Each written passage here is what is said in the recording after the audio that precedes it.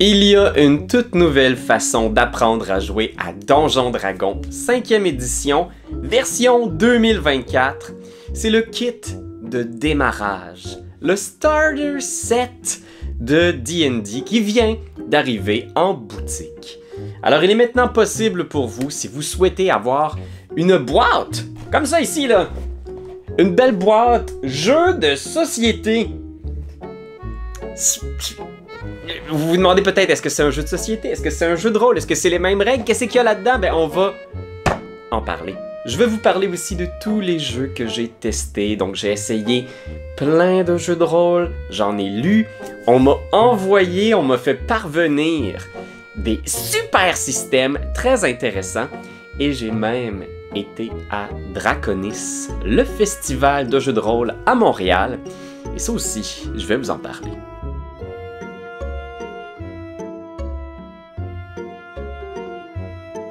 Alors, en vedette aujourd'hui, le fameux Starter Set. On nous l'avait annoncé, c'est une boîte pour débuter dans le monde de Donjons Dragons. Et ça a toutes les apparences d'un jeu de société. Donc vous avez le même format de boîte avec à l'intérieur des pièces, des jetons pour votre argent. Vous avez des cartes pour vos personnages, donc par exemple pour avoir votre historique. Et votre historique ici, si vous êtes un criminel, vous avez un petit rappel de ce que ça représente pour vous. Vraiment comme quand on joue à un jeu coopératif d'exploration de donjons. Pensez à Gloomhaven par exemple, ou Descent. Tout ce type de jeu-là. Vous n'avez pas de création de personnages, ce sont des fiches pré-tirées comme celle-là ici. Donc, avec vos habiletés qui sont déjà déterminées, vos pouvoirs, tout ça. Ça reste quand même une fiche de personnage de Donjons Dragons avec beaucoup d'informations, mais au moins, il y a vraiment beaucoup de soin qui est mis dans cette boîte-là pour que les joueurs aient l'impression de s'attabler à un jeu qui est accessible, qui va être facile à comprendre. Un petit peu comme quand on invite nos amis à venir jouer à Pandémie. Oui, il va y avoir de la lecture de cartes. Oui, on va devoir se concentrer un petit peu, mais c'est un petit peu moins intimidant. Donc ça, je pense qu'il y a eu du beau travail ici.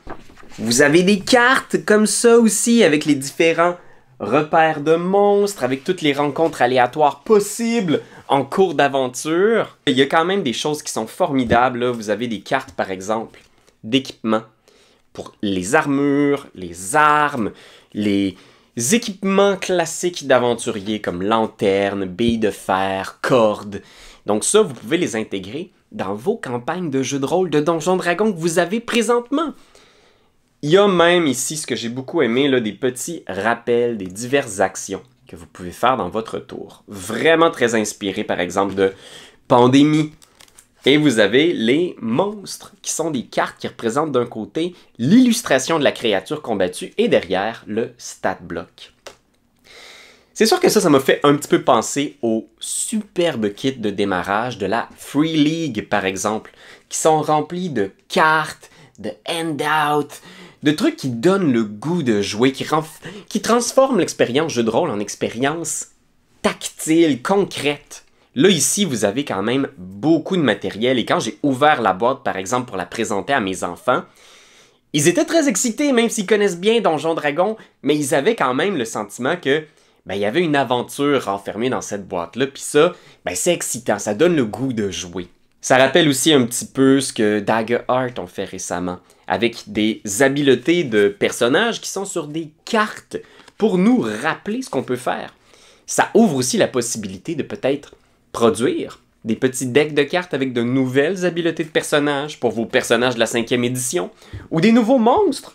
Pourquoi pas faire des espèces de petits decks de cartes de monstres comme ça, plutôt que d'avoir un manuel des monstres 2, juste publier 30 cartes comme ça, vous pouvez acheter à 5 ou 10 $.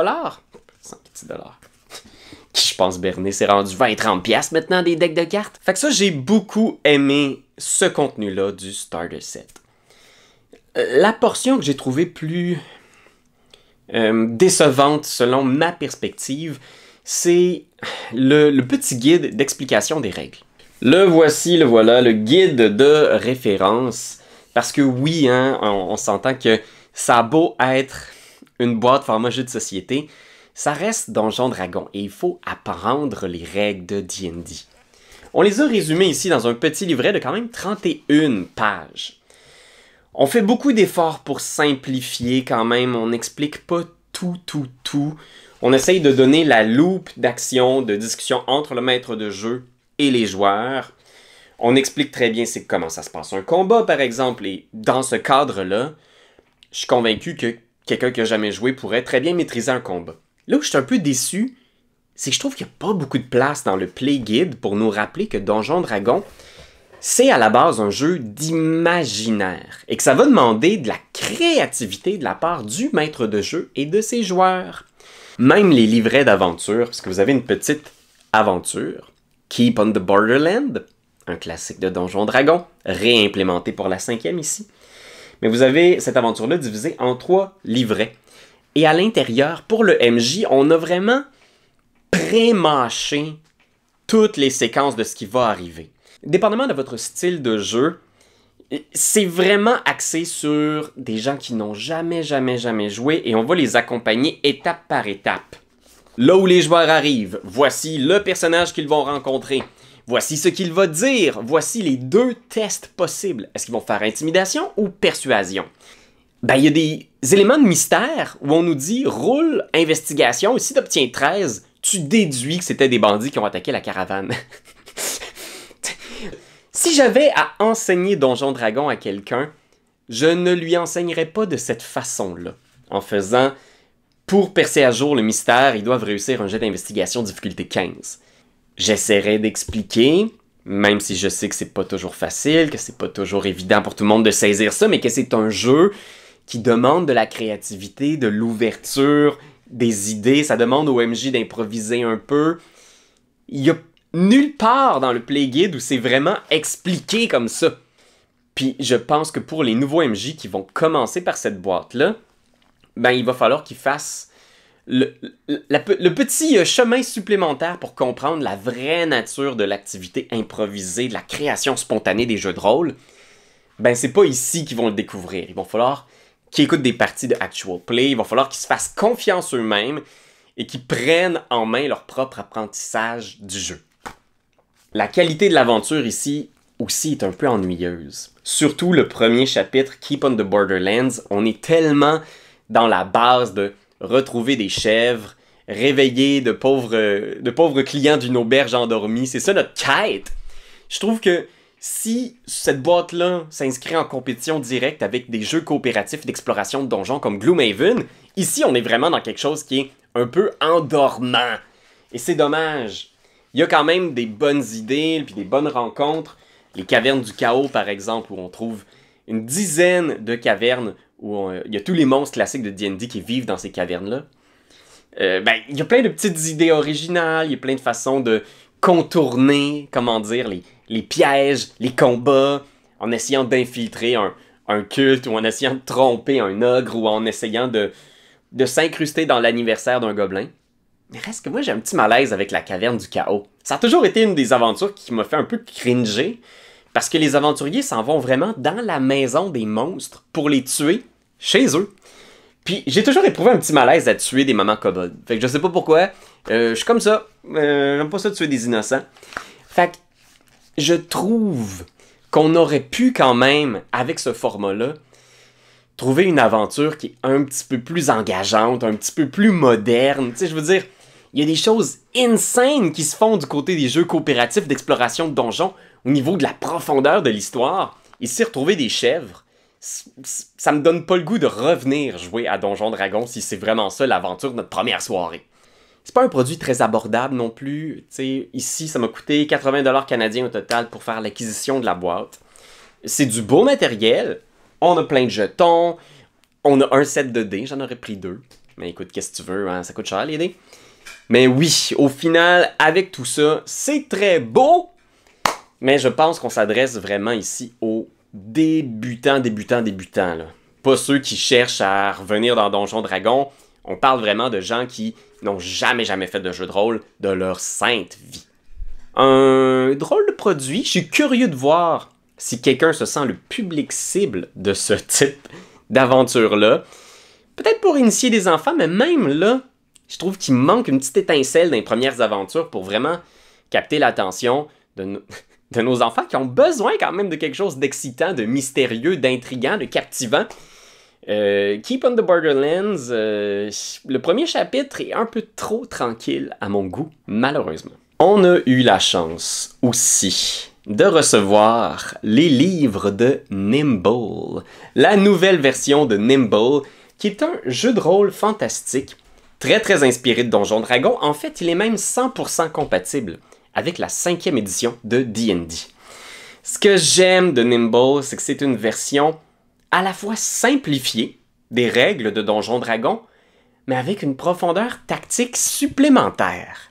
C'est un miracle qu'on puisse faire les deux en même temps dans ce système-là. C'est un petit coup de cœur pour moi, Nimble, puis j'ai hâte d'en faire le pitch à mes amis parce que je pense sincèrement que c'est le jeu qui aurait le plus de chances de remplacer D&D comme système dans nos campagnes maison. Premièrement, un des aspects de Nimble que j'aime beaucoup, c'est qu'on se débarrasse du jet d'attaque dans les combats. Les combats sont donc extrêmement dynamiques parce qu'on va lancer uniquement le dé de dégâts assigné à notre arme.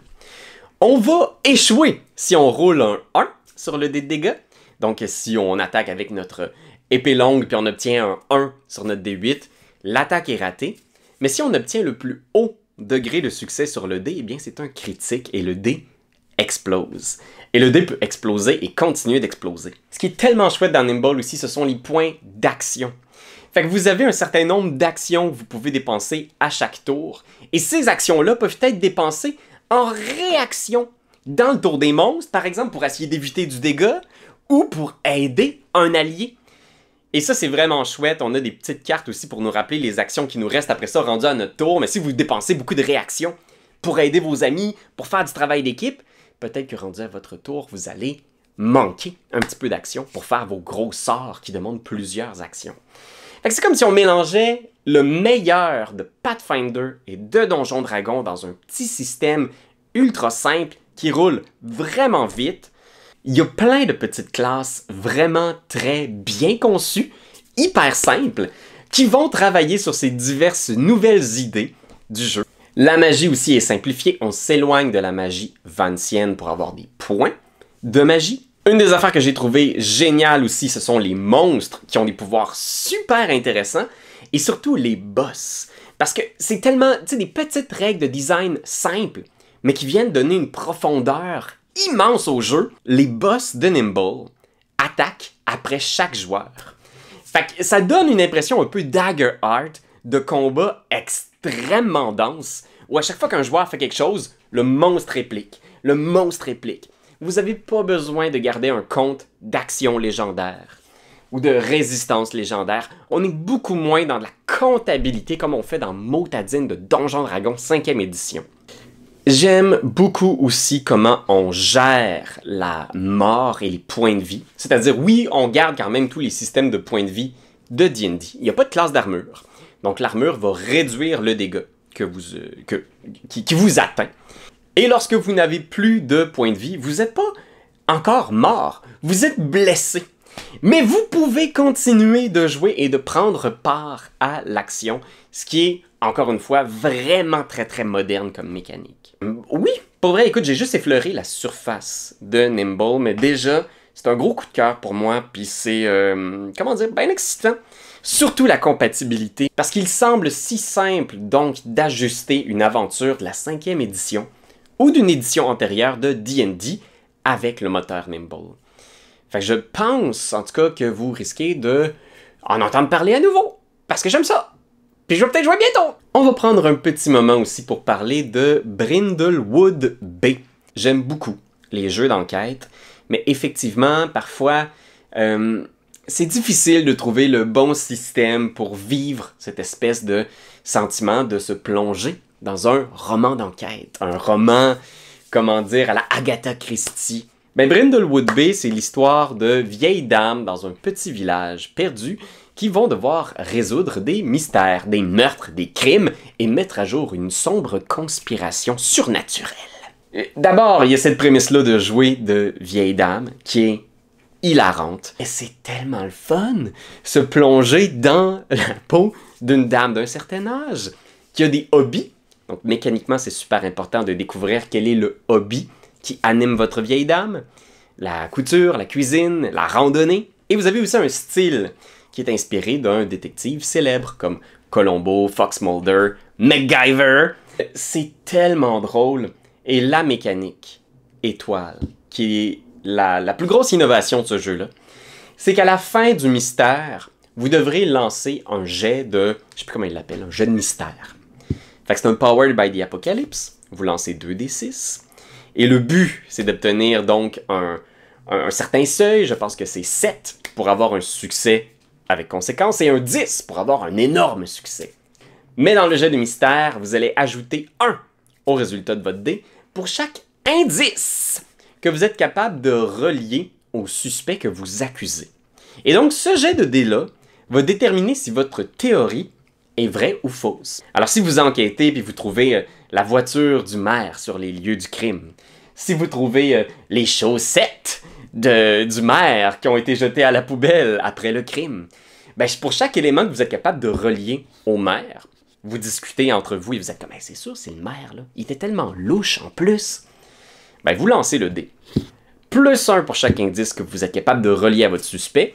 Et si c'est un succès, ben, votre théorie est juste. Alors, ce qui est génial là-dedans, c'est que personne sait c'est quoi la clé du mystère. C'est les dés qui vont être maîtres de la clé finale du problème, de l'énigme. C'est tellement le fun parce que pour des gens qui aiment écrire, brainstormer, lancer des idées, vivre des personnages et émettre des théories un peu loufoques, c'est un véritable plaisir.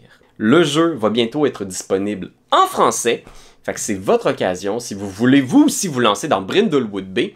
Je vais mettre dans la description toute l'information que j'ai en ce moment sur la version française qui s'en vient très bientôt. Je crois qu'il y a même un socio-financement qui va être en cours. Fait que gardez ça à l'œil. Je suis aussi allé faire un tour au festival Draconis à Montréal, un festival de jeux de rôle qui a lieu chaque année, et donc vous pouvez voir les informations dans la description.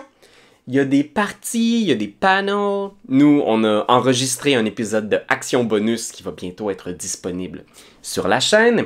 Mais j'ai aussi rencontré toutes sortes de passionnés du jeu de rôle. Donc il y avait des boutiques, des actual play, des gens qui étaient là pour partager leurs projets de jeu de rôle. Puis écoutez, je pourrais en parler pendant tellement longtemps parce que les gens sont tellement sympathiques, ils ont tellement envie de partager leur passion. Fait que si vous êtes à Montréal, dans les eaux du festival, c'est important de se tenir à jour, de s'abonner à leur réseau parce que c'est vraiment un beau rassemblement pour les fans de jeux de rôle du Québec. J'ai croisé Jacob Gladu, des éditions Déjà Mort, une maison d'édition qui font des petits zines, des produits jeux de rôle du Québec, et il m'a pitché son jeu de rôle de party qui s'appelle Zombie Apocalypse Party Pooper. C'est vraiment un drôle de truc, j'ai pas joué encore, là. Il m'a vraiment juste fait le pitch. Et si ça vous intéresse, allez voir, parce que c'est vraiment... J'ai jamais entendu quelque chose comme ça. C'est un jeu qui se joue debout dans la vraie vie. On doit survivre à une apocalypse de zombies. Et il y a un petit jeu de party pour déterminer qui va avoir la plus haute stat dans les 5 habiletés du jeu. Vous avez force, vitesse, précision, intelligence ou tactique, je sais plus trop. Et ensuite, vous allez trouver du matériel dans la maison pour vous équiper à survivre à l'apocalypse de zombies. Que ce soit un couvercle, une casserole, ça peut être une chaise, une queue de billard, que sais-je. Le maître de jeu va vous donner un bonus selon ce que vous avez trouvé. Et ensuite, vous allez sortir dehors, affronter le monde.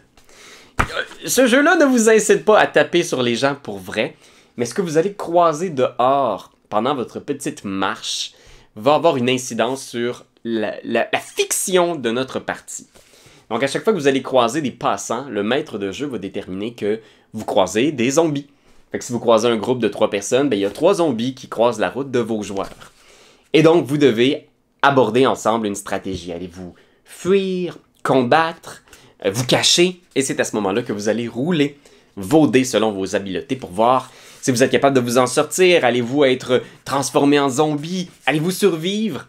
C'est vraiment un genre de jeu de party un peu niaiseux où on se donne un objectif. On s'en va chez toi, là. On va faire 2 pâtés de maison. Et sur la route, il va y avoir une petite aventure niaiseuse. J'ai du mal encore à voir où est-ce qu'on lance les dés. On les lance sur le trottoir, dans nos mains, comment ça se passe. Fait que, allez voir ça. Zombie Apocalypse, un jeu de party debout. Faites pas de folie, là. Jouez à ça prudemment, mes petites tannants. Et pour conclure avec les petites annonces ludiques, on nous a envoyé un lien pour une campagne de sociofinancement pour une plateforme d'un virtual tabletop, donc une table de jeu en ligne, qui s'appelle Minimal Role Playing Online. Donc c'est une table virtuelle pour jouer avec vos amis ou la communauté. Et ce qui est particulier ici, c'est qu'on nous dit que c'est des jeux de rôle minimalistes qui sont en play par post. Play by post, en fait, c'est une façon de jouer où vous jouez pas en temps réel nécessairement. Vous pouvez donc prendre part à une aventure qui va se développer tout au long de la semaine, par exemple.